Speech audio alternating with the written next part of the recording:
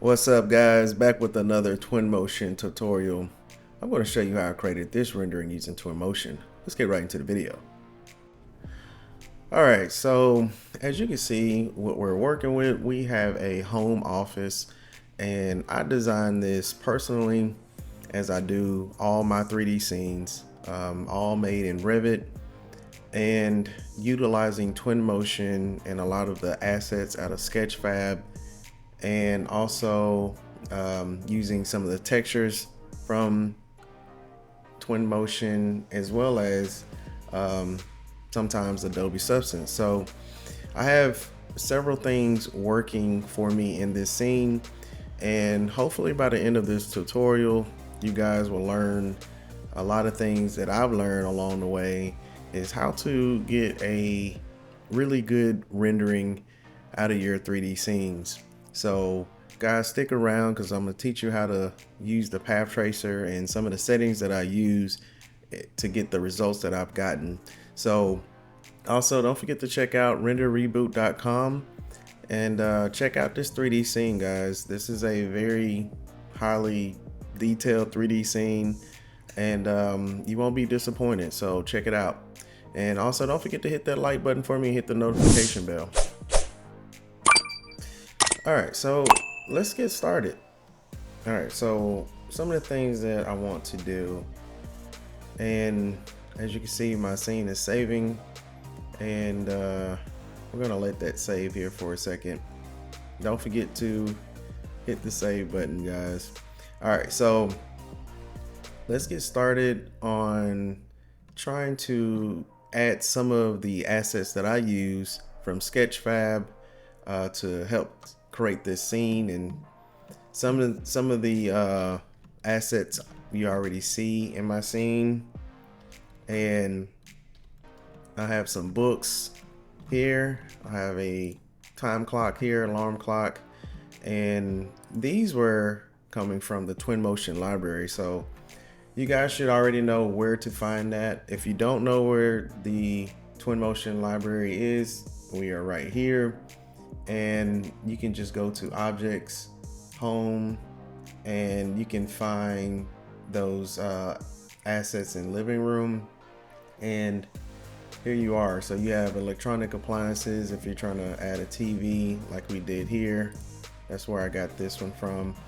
You can go to storage, and this is where you can find some storage items, which does have some books already preloaded in them, and decorations where you have some picture frames, and this is where you can find your books. So just kind of giving you a little bit of how I found some of these 3D assets. And as you can see, we have pillows and we have a locker room. So I believe I got this from Sketchfab. So very quickly you could go into the search bar and actually type out locker, and let's see if we can find some. So it pulled up different lockers. It didn't pull up the one that we have here, but that's okay. So what I'm going to do is go to my user library, and I've saved some of these assets in my user library so I can quickly add it to my 3D scene so we can start rendering. But before we do that, just kind of pointing out a few more things. We do have some Nike Air Jordans here. We have some Nike boxes, Vans, and just some stuff to kind of create some character to your scene. And like I say, man, you know, your renderings create a story. So when you're creating a scene and you're trying to put a scene together, make sure that you try to tell a story. And you know, with that comes with a lot of character in your renderings, and people will see it. So all right, now the next thing you want to do is let's find a composition. Let's find where we want to point our camera at to create our 3D scene. So as you know, I already create my my images early, so just to kind of help cut down the time. But you can rename your image here. I just have it render final, and we're going to start adding some of these 3D assets that I've added to my user library, just to kind of show you guys how I set up my scenes.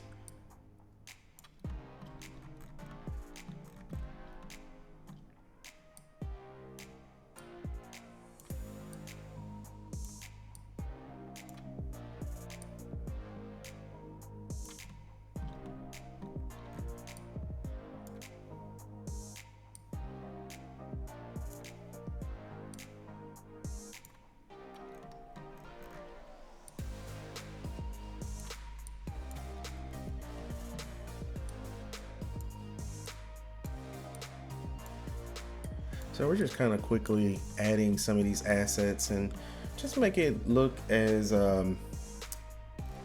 appealing as possible when we're adding assets. And you can put them wherever you like, but this is kind of how I felt best fit the 3D scene itself.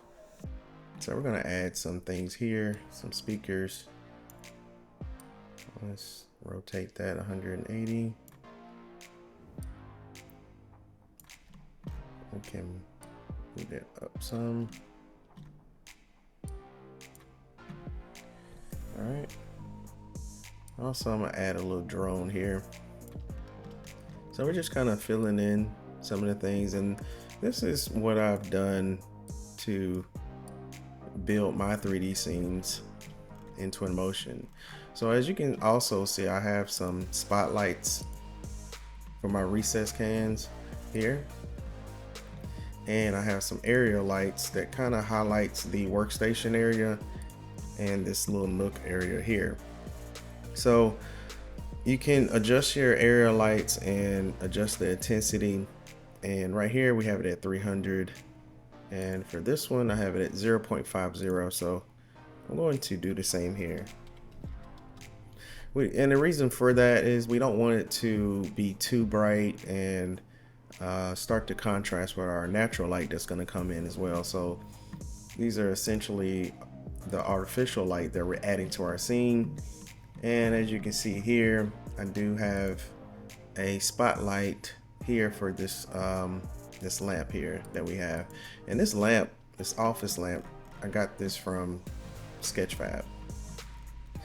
And here's a cool little sign that I thought was really cool. It says the grind never stops, guys. And you know how this is when you're putting out renderings and you're trying to tweak and you're trying to figure out what works and what doesn't work. And sometimes it can be tasking, but guys, never give up, keep going, keep pushing. And this is what that signifies for me. So that was kind of a reminder. And I just wanted to put this in a rendering to show you guys that the grind never stops. So guys, if you're liking this tutorial so far, don't forget to smash that like button for me, hit the notification bell. All right, so now that we have that set up, I believe that we have everything. Well, we're missing one thing. So let's scroll in here, and we forgot our keyboard here. All right. So there you go.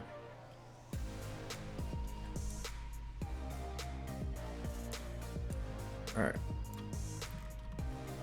So now we can push this back a little bit. All right. So now that we have our setup, let's click on our image here. All right. So now we're going to start trying to play around with our settings, and you're going to start to see everything come together.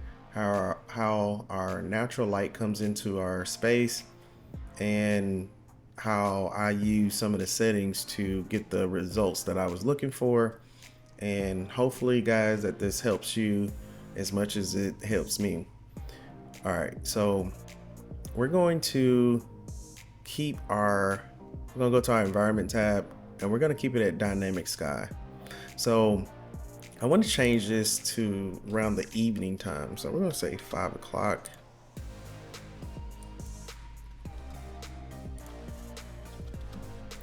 All right. So when I change that time of day to evening time, you're starting to see our sun come in from our window, which is pretty good. It's what we want. We want a lot of, when you're dealing with interiors, you want to have natural light come into your space. So always remember that if you're doing an interior, create some type of opening, create a window so you can get a lot of natural light into that scene where you're not using a lot of artificial light to help light up your scene. So you'll get better results with that, trust me.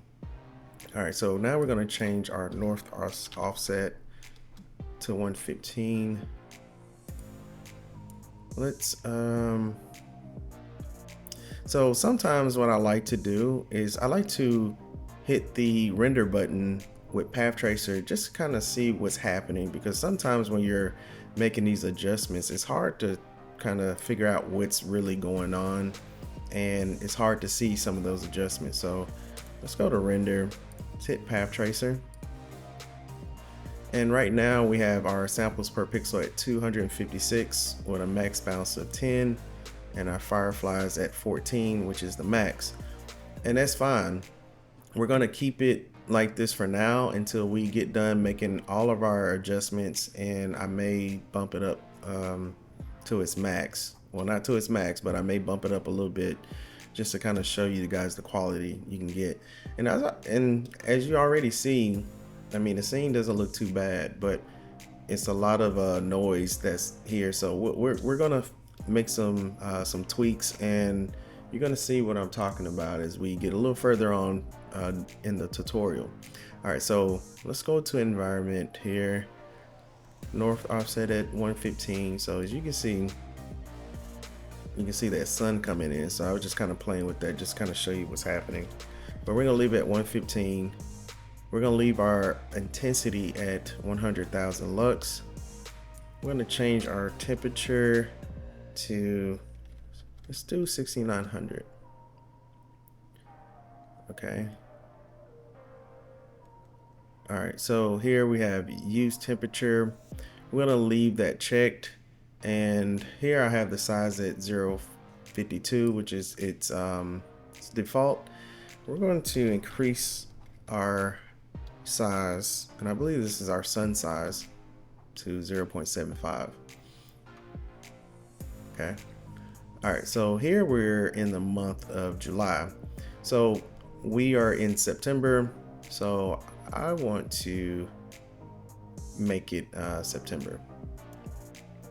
So that, as you can see, we have that lighting that's hitting our workstation here, our computer workstation, which is fine. We may make some adjustments as we get further into the tutorial. All right, so I'm looking at what else I can make some adjustments to, and our ambient is at 1, moon intensity, all that looks good to me. We may come back to make some more adjustments, but for now I think this looks good. All right, that's why it's hitting that. Let's make that 1. Why is it doing that? 115. There we go. All right, so 115.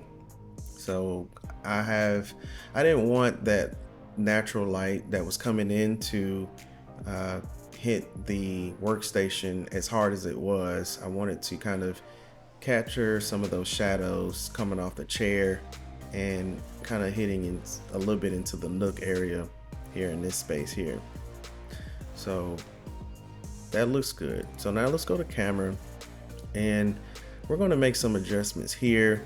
So I'm not going to check mark the auto exposure, and in a lot of my tutorials I use the auto exposure, but here I want to have more control over my exposure and more control over my settings. So we're gonna use just based off settings that I've used, and not use auto exposure to help us out. So let's keep the exposure. So instead of 1, I'm gonna do -1.00. Okay. And now we're going to, my white balance is at, I'm gonna make that 5600. We're not gonna mess with our tint here. Look at local exposure. I'm gonna leave my local exposure enabled. Let's make some adjustments here though. Let's make that 0.60, and my shadows, I'm gonna make that 1.00. So that looks good. It's a little dark here, but that's okay. I'm gonna start playing around with our FX and some of the things that when things are a little dark right here, you may want to adjust your lighting and just kind of see if you can light up that space just a little bit. But honestly, I kind of liked it this way. It was, to me, it looked good. So we're going to increase my focal length. Right now we're at 18, so let's do 21. I want to move up closer. I want to get a closer shot. All right, so now that we have that, let's play around in our details. We got vignetting here. I want to change my vignetting to 25%. Kind of lighten up those corners a little bit so it won't be too dark. And I want to turn down my sharpness. It's at 50%. I'm gonna make it 15%. And remember, when you have your sharpness kind of way up there or to the max, it can kind of make your renderings not look as realistic. And sometimes you want to do your best when you're working with Revit models, especially. You want to try to not make your edges as sharp. It's not as easy to make adjustments like it is in other softwares. But we're gonna do what we can. So, all right, so now that we have that, we're going to click on our parallelism here. Guys, don't forget to hit that like button for me and hit the notification bell. And also don't forget that this 3D scene is on renderreboot.com, so check it out and let me know what you think. All right, so right now I do have my Twinmotion set to save at 15-minute intervals. I suggest everybody do that. If you don't know where that is, you can go to File, go to Edit, Preference,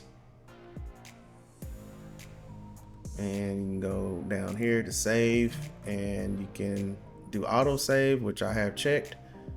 You have it in intervals, which I have it at 15 minutes, and you can say how many times you want that to happen. So don't forget that. That's very, very handy. All right, so now that we have that, I don't believe I messed with anything else here. We can look at bloom flares. That looks fine. You can increase this if you like, or you can go to your composition overlay. So guys, if you want to kind of look at your composition better, you can turn on your grid and you can kind of play around with what you think compositionally looks good.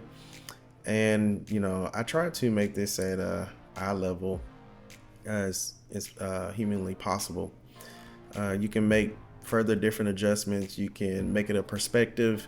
You can do a lot of different things that can bring out your rendering. So don't forget to just experiment, just work with it, just kind of see what looks good and what works best.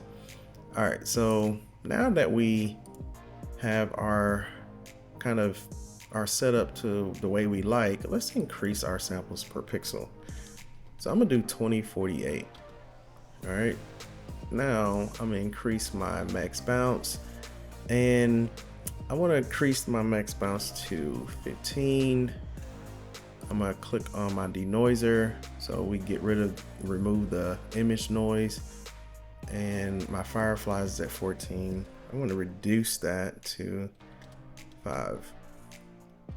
All right, so now that we have that, it's doing its thing. We're going to look at our FX, our color grading, our contrast. So here I have our contrast at 50%. I want to change that to 38%, and my saturation, I'll make it 45%. And we're gonna add a color gradient on here. So it's kind of one of my favorite things to do, honestly. I like adding some color gradients to my my renderings, and use it at your own discretion, but you don't have to use it. but I use Beauty too. And as you can see, that that brought in more light, and it actually, in my opinion, made my scene look pretty good. So that's what I did here. So here in the filter, you can add line light, or you can add other kind of filters there. I didn't do that for this. So we can go to image. You can make this a 4K or 8K. I believe I make this an 8K image. And as you can see, you kind of get this little exclamation or eye mark that says use tile render for high resolution. So anytime that you're having an output size that is really large, like 8K or above, you want to click on tile rendering. All right. Guys, don't forget to hit that like button for me and hit that notification bell. And I hope that you learned something today. And if you guys got any questions or any comments, don't forget to leave a comment down below in the description box. And I appreciate you guys' time, and we'll be back with another one.